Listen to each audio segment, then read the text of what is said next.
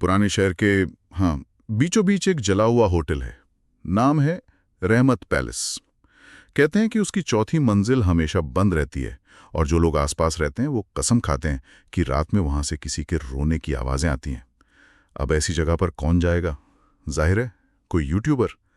हमारे सामने जो कहानी है वो समर नाम के एक ऐसे ही लड़के की है जो ज्यादा व्यूज की तलाश में अपना कैमरा लेकर इसी होटल में पहुंच जाता है। जी, और उसकी ये कहानी आज हमारी चर्चा का एक तरह से केंद्र बिंदु होगी। हम इसे एक केस स्टडी की तरह इस्तेमाल करेंगे क्योंकि आज हम सिर्फ एक भूतहा कहानी नहीं सुना रहे, बल्कि ये समझने की कोशिश कर रहे हैं कि डिजिटल युग में मतलब डर कैसे काम करता है, कैसे फैलता है और कैसे हमें अपनी चपेट में ले लेता है। बिल्कुल। हमारे पास इस विषय पर कई दिलचस्प सोर्सेज भी हैं, मनोवैज्ञानिक जर्नल से लेकर वायरल कंटेंट के ट्रेंड्स पर लिखे आर्टिकल्स तक। और हम समर की कहानी के हर मोड़ पर इन सोर्सेज की मदद से ये समझेंगे कि डर का मनोविज्ञान असल में है क्या। तो सबसे पहला सवाल तो यही उठता है कि समर या कोई भी जानते बूझते ऐसी खतरनाक जगह पर क्यों जाएगा? ये एक बेहतरीन सवाल है। देखिए, इसका जवाब हमें सेंसेशन सीकिंग की साइकोलॉजी में मिलता है। कुछ लोगों में रोमांच और नए अनुभवों के लिए एक तरह की भूख होती है। वो दिमागी और शारीरिक जोखिम उठाने को तैयार रहते हैं। यूट्यूबर और अर्बन एक्सप्लोरर अक्सर इसी कैटेगरी में आते हैं। अच्छा। उनके लिए डर एक प्रोडक्ट है जिसे वो रिकॉर्ड करके अपने दर्शकों को बेचते हैं। मतलब समर के लिए रहमत पैलेस कोई खतरा नहीं बल्कि एक मौका था, एक वायरल वीडियो बनाने का मौका। हाँ, तो चलिए उसके साथ होटल के अंदर चलते हैं। लिफ्ट बंद है, वो सीढ़ियों से चौथी मंजिल पर पहुंचता है और वहां पहुंचते ही पहली अजीब घटना होती है। उसका कैमरा अचानक बंद हो जाता है। फॉर्मूला है ताकि किरदार अकेला और बेबस महसूस करे। हाँ, बाहरी दुनिया से कट जाए। बिल्कुल। लेकिन मॉडर्न हॉरर में अब बात इससे आगे बढ़ चुकी है। टेक्नोलॉजी अब सिर्फ फेल नहीं होती, वो खुद कहानी का हिस्सा बन जाती है। और ये बात तो अगली ही घटना से साफ हो जाती है। जैसे ही उसका कैमरा बंद होता है उसे एक ठंडी सी फुसफुसाहट सुनाई देती है, रिकॉर्ड मत कर। ये बहुत खास है ना? हाँ, क्योंकि जो भी शक्ति वहां है उसे पता है कि कैमरा क्या चीज है और रिकॉर्डिंग का क्या मतलब होता है। वो सिर्फ एक अनजान भूत नहीं है, वो एक मीडिया सेवी भूत है। सही कहा। वो जानती है कि समर का मकसद क्या है और वो उसे उसके ही खेल में चुनौती दे रही है। एक तरह से कंटेंट पर कंट्रोल की लड़ाई है। बिल्कुल, वो शक्ति कह रही है ये मेरी कहानी है और तुम इसे अपनी मर्जी से नहीं दिखा सकते। इससे डर का स्तर तुरंत बढ़ जाता है। इस सीधी चेतावनी के बावजूद समर डरने की बजाय और उत्साहित हो जाता है। उसे लगता है कि उसे असली कंटेंट मिल गया है। वो आगे बढ़ता है और उसे कमरा नंबर 404 का दरवाजा खुला मिलता है। एक तरह का निमंत्रण। हाँ, और अंदर दीवार पर एक पुराना धुंधला आईना लगा है जिस पर धूल में उंगलियों से लिखा है मत देखो। और यहाँ हम कहानी के दूसरे बड़े साइकोलॉजिकल ट्रिगर पर आते हैं, शापित वस्तु यानी कर्स्ड ऑब्जेक्ट।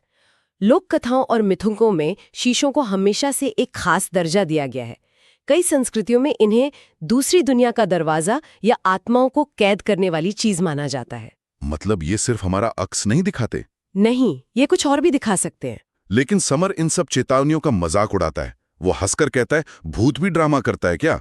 ये उसके अहंकार का चरम है। उसे लगता है कि वो पूरी तरह कंट्रोल में है।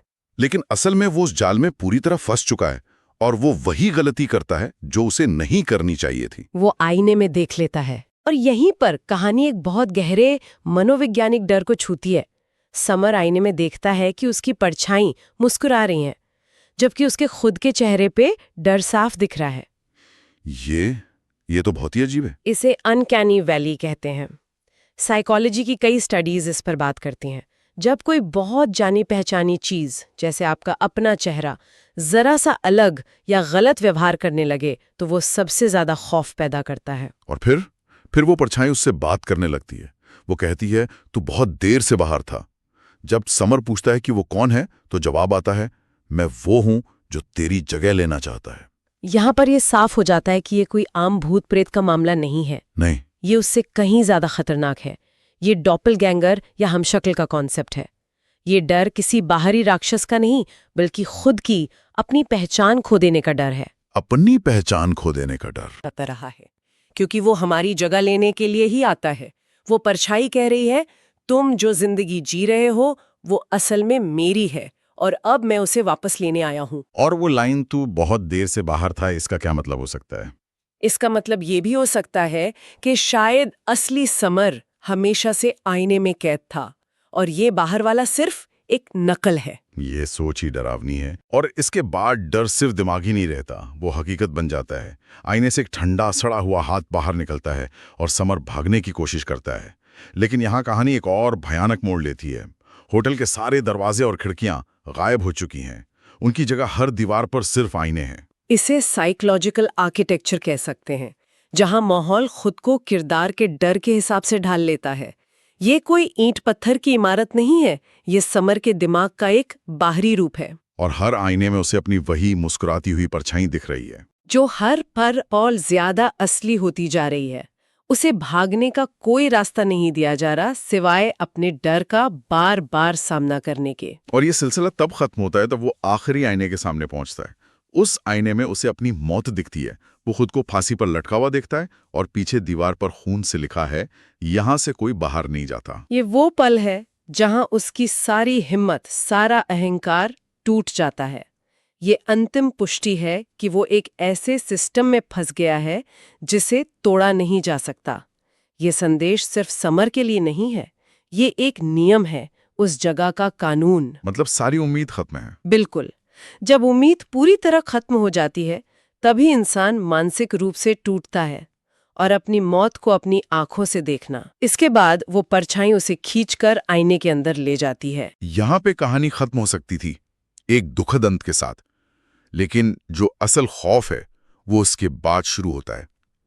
अगली सुबह होटल फिर से खुला मिलता है और कमरा 404 में उसी आईने के सामने एक और लड़का खड़ा है, जो मुस्कुराते हुए अपना वीडियो बना रहा है और कह रहा है, दोस्तों, आज हम एक भूतिया होटल में हैं। एक कभी न खत्म होने वाला चक्र।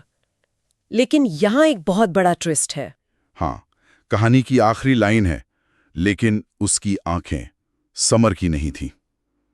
इसका मतलब है कि वो परछाई अब आजाद है, समर के शरीर में। वो जीत चुकी है। हाँ। और यहीं पर हमारे वो सोर्सेस काम आते हैं जो वायरल मीडिया और डिजिटल कंटेंट पर हैं।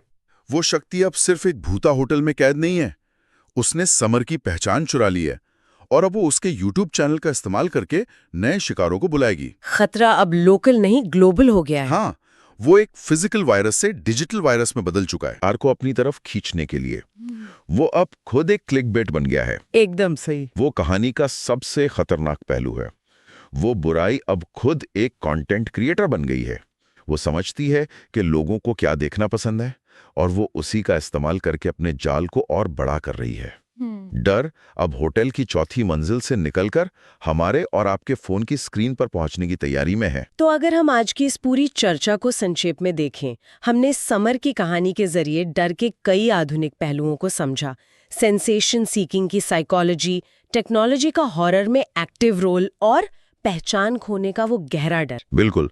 और सबसे जरूरी बात, हमने देखा कि कैसे डर अब किसी एक जगह तक सीमित नहीं है, सोशल मीडिया के जरिए फैलने की क्षमता रखता है। इस कहानी में शीशा सिर्फ एक डरावनी चीज नहीं है, वो आज की ऑनलाइन दुनिया का एक प्रतीक है। कैसे हम सब सोशल मीडिया पे अपनी एक परछाई या रिफ्लेक्शन बनाते हैं, एक परफेक्ट फिल्टर की हुई जिंदगी, ताकि हमें व्यूज और लाइक्स मिले। समर भी यही चाहता था और एक तरह से उसकी ये ख्वाहिश पूरी भी हो गई। वो वायरल हो गया, लेकिन उसकी कीमत उसे अपनी असल पहचान खोकर चुकानी पड़ी।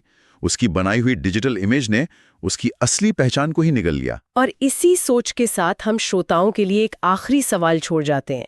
कहानी का अंत उस शक्ति के एक नया वीडियो बनाने से होता है।